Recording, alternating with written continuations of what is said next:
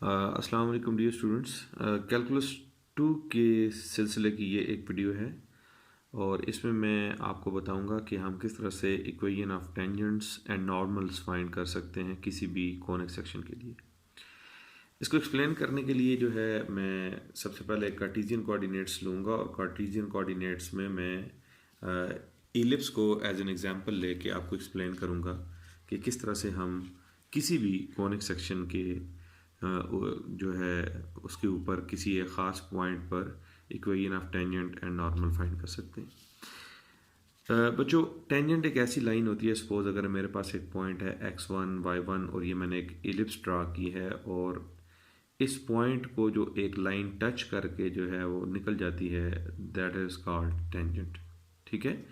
और फिर एक ऐसी लाइन जो टेंजेंट के ऊपर परपेंडिकुलर होती है और वो पॉइंट ऑफ कांटेक्ट या पॉइंट ऑफ टेंजेंसी से जो है वो गुजरती है, उसको हम क्या कहते हैं, नॉर्मल कहते हैं।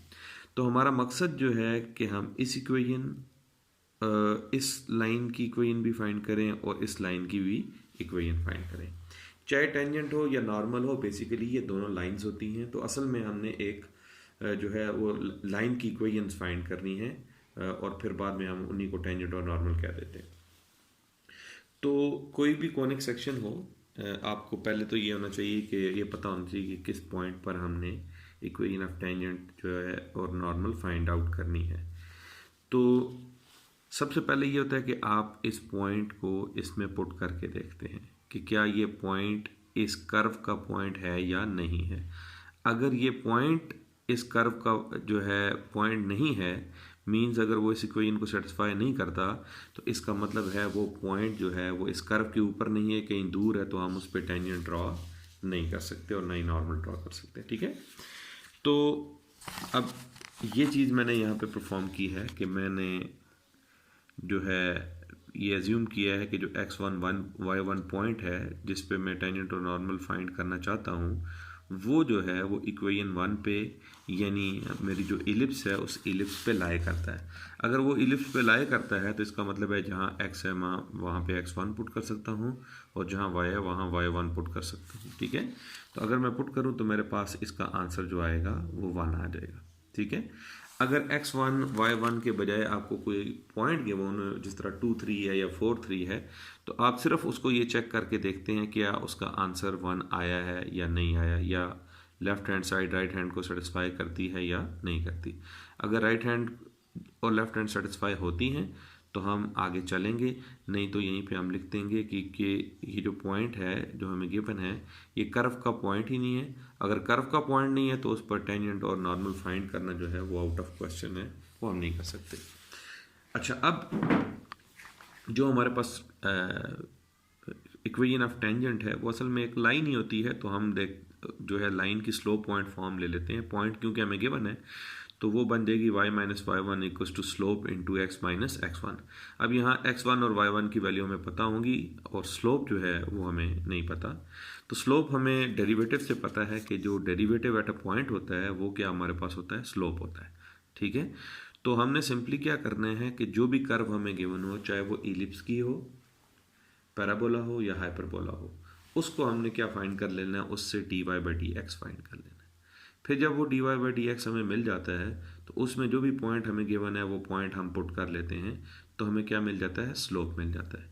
उसके बाद सिंपली हमने यहाँ पे क्या करना है, y minus y one equals to slope into x minus x one करना है। ठीक है। और इसी में अगर हमने नॉर्मल की इक्वेशन फाइंड करनी हो तो नॉर्मल और टेंजेंट एक दूसरे पर परपेंडिकुलर होते हैं, तो यहाँ m के बजाय उसका नेगेटिव रेसिप्रोकल आ जाएगा -1/m। तो जाहिर है मैं नॉर्मल की इक्वेशन भी इसी वीडियो में बताऊंगा, लेकिन पहले मेरा फोकस जो है वो टेंजेंट पे है। तो टेंजेंट पे मैंने आपको जो गाइडलाइन दे दी है कि किस तरह से हम करेंगे, हम जो भी हमें कर्व गिवन होगी उसका हम डेरिवेटिव निकालेंगे, डेरिवेटिव निकाल के उसमें पॉइंट पुट करेंगे, उससे हमें क्या मिल जाएगा, स्लोप, और सिंपली उसको इस इक्वेशन में पुट कर देंगे, तो ये हमारे पास जो इक्वेशन ऑफ टेंजेंट जो है हमें मिल जाएगी। ठीक है। अब जो हमें कर्व गिवन है वो ये है x square over a square plus y square over b square equals to 1। अब यहाँ पे जो y है वो अलग से नहीं लिखा हुआ, तो इस तरह की जो कर्व होती है जिसमें x और y मिक्स्ड हों उसको हम कहते हैं इम्प्लीसिट कर्व्स।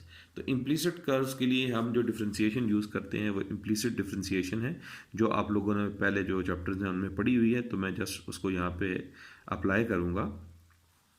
और यहाँ पे जो डिफ्रेंसिएशन है वो मैं एक्स के लिहाज से परफॉर्म करता हूँ। ये ए स्क्वायर और बी स्क्वायर कांस्टेंट है, तो इसलिए इसका डेरिवेटिव के साथ कोई असर नहीं होगा।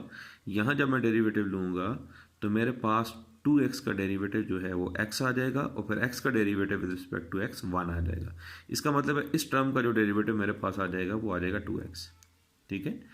इसी तरह जब प्लस के बाद मैं इस टर्म का डेरिवेटिव लूँगा तो वाई स्क्वायर का जो डेरिवेटिव होगा पावर रूल से वो आ जाएगा 2 y पावर 2 माइनस 1 यानी 2y आ जाएगा, और फिर आगे y का अलग से डेरिवेटिव होगा वो आ जाएगा y प्राइम, या उसको dy बाई डी एक्स आप लिख सकते हैं।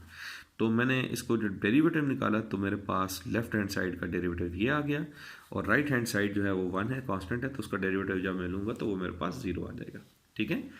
अब यहाँ पे इम्प्लिसिट डिफरेंशिएशन में ये होता है कि हम जैसे भी टर्म्स होती हैं उनको डिफरेंशिएट कर लेते हैं, उसके बाद उसमें से वाई टर्म जो वाई प्राइम की वैल्यू होती है उसको आइसोलेट करते हैं। तो यहाँ मेरे पास ये वाई प्राइम की वैल्यू है, इसको आइसोलेट करने के लिए पहले मैं इसको उधर ले जाऊँगा, ये माइनस हो जाएगा, उसके बाद ये बी स्क्वायर उधर जाके मल्टीप्लाई हो जाएगा और 2y इधर जाके डिवाइड हो जाएगा। तो फाइनली जो मेरे पास डेरिवेटिव आ जाएगा उस कर्व का वो आ जाएगा y prime equals to minus b square x over a square y. ठीक है। अब ये है डेरिवेटिव। तो अगर मैं डेरिवेटिव को एट अ पॉइंट कैलकुलेट कर लूँगा तो ये फिर slope of tangent at that point हो जाएगा। ठीक है। तो अब मैं यहाँ पे क्या करता हूँ, यहाँ मेरे पास अब हम क्या करेंगे कि जो हमारे पास y प्राइम है उसमें हम पॉइंट पुट कर देंगे तो हमें जो है वो स्लोप मिल जाएगा। ठीक है।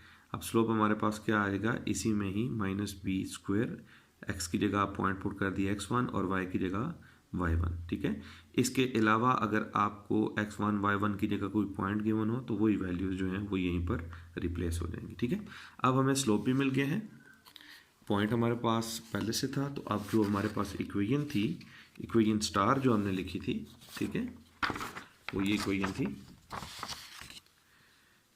तो ये इक्वेशन ऑफ टेंजेंट थी, इसमें सिंपली मैं m की वैल्यू रिप्लेस कर दूंगा। ठीक है। तो m की वैल्यू अगर मैं रिप्लेस करूं तो मेरे पास जो इक्वेशन बन जाती है वो ये बन जाती है y minus y one equals to m into x minus x one. अब इसको जस्ट अरेंज करना है। अरेंजमेंट की मुख्तलिफ फॉर्म्स हो सकती हैं, मुख्तलिफ बुक्स में मुख्तलिफ तरीक़ों से उसको अरेंज किया जाता है। सबसे पहले मैं इसको क्रॉस मल्टीप्लाई कर दूंगा। क्रॉस मल्टीप्लाई करने के बाद दोनों वैल्यूज़ जो हैं यहाँ मैं अंदर मल्टीप्लाई कर दूंगा। मल्टीप्लाई करने के बाद मेरे पास ये फॉर्म आ जाती है। ठीक है।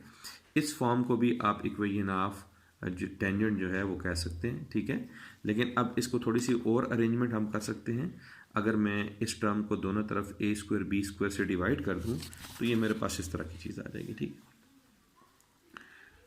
तो इसमें ये थोड़ी सी एलिगेंट या खूबसूरत बन जाएगी। ठीक है।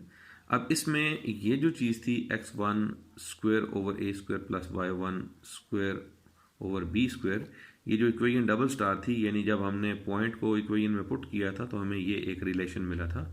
अगर मैं इसको यूज़ करता हूँ तो मेरे पास ये पूरी टर्म जो है ये किसकी इक्वल होती है, 1 की इक्वल होती है। तो ये जो मेरे पास अब फाइनल इक्वेशन आ गई है, इसको हम कहते हैं equation of tangent to an ellipse at a point x1 y1। तो ये हमारे पास इक्वेशन ऑफ टेंजेंट आ जाएगी। ठीक है। इसी तरह अगर हम इक्वेशन ऑफ नॉर्मल जो है इसी इलिप्स को फाइंड करना चाहें तो इक्वेशन ऑफ इलिप्स जो होगी वो फिर हमारे पास स्लोप पॉइंट फॉर्म बनेगी y माइनस वाई वन, और अब जो स्लोप होगा वो m नहीं होगा बल्कि -1 ओवर m होगा, क्योंकि उसका नेगेटिव रेसिप्रोकल होगा। तो मैं यहाँ फिर m की वैल्यू पुट कर देता हूँ। तो m की वैल्यू है जो है वो ये आ जाएगी जो हमने ऑलरेडी कैलकुलेट की हुई है। अब यहाँ इसका रेसिप्रोकल होकर ये ऊपर आ जाएगा और नेगेटिव नेगेटिव से कैंसिल आउट हो जाएगा। ठीक है। तो फिर आगे जो है वो सिर्फ अरेंजमेंट है। अरेंजमेंट आप किसी तरीके से भी कर सकते हैं। इसको मैं क्रॉस मल्टीप्लाई कर देता हूँ। क्रॉस मल्टीप्लाई करने के बाद जो है इन टर्म्स को मैं अंदर मल्टीप्लाई कर दूंगा, इसको जो है इन दोनों से मल्टीप्लाई कर दूंगा और इसको इन दोनों से मल्टीप्लाई कर दूंगा। उसके बाद जो है मैं कोशिश करूंगा कि x वाली वैल्यू सबसे पहले आ जाए, फिर y वाली वैल्यू आ जाए, और फिर जो भी कांस्टेंट वैल्यूज़ हैं वो इस साइड पे आ जाए फिर भी ठीक है, दूसरी साइड पे चले जाएं तब भी ठीक है। ठीक है। तो मैंने यहाँ से ढूंढ के जो x वाली वैल्यू थी उसको पहले लिखा, फिर y वाली वैल्यू लिखी और फिर कांस्टेंट वाली वैल्यूज दूसरी तरफ लिख दी। उसके बाद यहाँ पे मैंने देखा x1 y1 कॉमन आ रहा है, ठीक है। तो x1 y1 जो कॉमन आता है उसको मैं दूसरी तरफ डिवाइड कर सकता हूँ। अगर आप डिवाइड नहीं भी करते तो ये भी आपकी इक्वेशन ऑफ नॉर्मल होगी, ठीक है। तो बाज़ बच्चे ऐसे होते हैं वो याद करने की कोशिश करते हैं equation of tangent and normal की, तो इसलिए मैं इसकी प्रॉपर एक फॉर्म बना रहा हूँ, जितना सिंप्लीफाई हो सकता है उतना करके, ताकि आपको फिर याद रखने में आसानी हो। तो अगर मैं x1 y1 को दोनों तरफ डिवाइड कर लेता हूँ तो मेरे पास जो final equation of normal to an ellipse है वो ये मेरे पास आ जाती है, ठीक है। तो इसी तरह जो बाकी कर्व्स हैं, मीन्स पैराबोला है या हाइपरबोला है, उस पर भी हम इसी तरीके से जो है इक्वेशन ऑफ टेंजेंट और नॉर्मल फाइंड आउट कर सकते हैं। कि पहले हम क्या करेंगे, उस जो भी कर्व है उसका डेरिवेटिव लेंगे, उसमें जो पॉइंट गिवन है वो पुट कर लेंगे, और फिर y minus y1 equals to slope into x minus x1, ये हो जाएगा टेंजेंट के लिए, और नॉर्मल के लिए उसका नेगेटिव रेसिप्रोकल, ठीक है।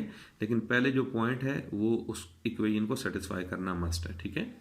इसी तरह मैंने जो है कुछ जो इक्वेशन ऑफ टेंजेंट और नॉर्मल है वो लिखी हुई हैं। आप खुद जो है अपने तौर पे इसकी प्रैक्टिस करें ताकि आपको आइडिया हो कि किस तरह से करेंगे। अगर ये हाइपरबोला की एक इक्वेशन है फॉर एग्जांपल, ठीक है, इस पे अगर आप इक्वेशन ऑफ टेंजेंट फाइंड करना चाहें एट x1 y1 तो वो आपके पास ये आना चाहिए, ठीक है। और इसी तरह अगर आप इक्वेशन ऑफ नॉर्मल फाइंड करना चाहें x1 y1 पे तो वो आपके पास ये इक्वेशन आनी चाहिए, ठीक है। इन इक्वेशन को आप जो है वो वीडियो को पास करके पूरा सॉल्व करके देख सकते हैं आपके आंसर्स यही आते हैं या नहीं आते, ठीक है। अच्छा, इसी तरह अगर हमारे पास पैराबोला है तो पैराबोला की ये मैंने एक इक्वेशन ली है। आपको पता है कि मुख्तलिफ़ किस्म की पैराबोलाज होती हैं, उनमें से मैंने एक ली है। तो अगर Y square equals to 4ax है, उस पर मैं इक्वेशन ऑफ टेंजेंट फाइंड करूंगा तो मेरे पास फाइनल इक्वेशन इस फॉर्म में आनी चाहिए, ठीक है। अब इसको भी आप प्रॉपर उसी तरह से लिख सकते हैं, पहले x लिख लें, फिर y लिख लें, फिर दूसरी तरफ कॉन्स्टेंट लिख लें। ये ज़ाहिर है मैंने कहीं से कॉपी की है, तो जिस तरह से ये अरेंजमेंट थी उसी तरह से मैंने यहाँ लिख दी है, ठीक है। इसी तरह इक्वेशन ऑफ नॉर्मल जो है वो स्पेस फॉर्म में आनी चाहिए कि पहले x फिर y और फिर कांस्टेंट की वैल्यू। तो ये आंसर्स आप खुद मैच कर सकते हैं, ठीक है। तो बच्चों, अगर आपको कार्टेशियन कोऑर्डिनेट्स में कोई भी कर्व गिवन हो या जो आपको कॉनिक सेक्शन की कोई कर्व गिवन हो और ये कहा जाए कि आप इक्वेशन ऑफ टेंजेंट और नॉर्मल फाइंड करें, तो यही तरीकाकार आपका होगा। यहाँ जो इक्वेशंस मैंने फाइनल में निकाली हैं, ये लाजमी नहीं है कि आप इनको जो है याद करें या रट्टा लगाएं। बेहतर ये है कि आप खुद से पॉइंट पुट करके देखें वो सेटिस्फाई करता है या नहीं करता। उसके बाद खुद से आप डेरिवेटिव निकालें और simply y minus y1 into slope into x minus x1 कर लें, वो आपका आंसर ठीक हो जाएगा, ठीक है। इंशाअल्लाह ताला जो नेक्स्ट वीडियो होगी उसमें नए टॉपिक के साथ हाजिर होऊंगा। तब तक के लिए अल्लाह हाफिज़।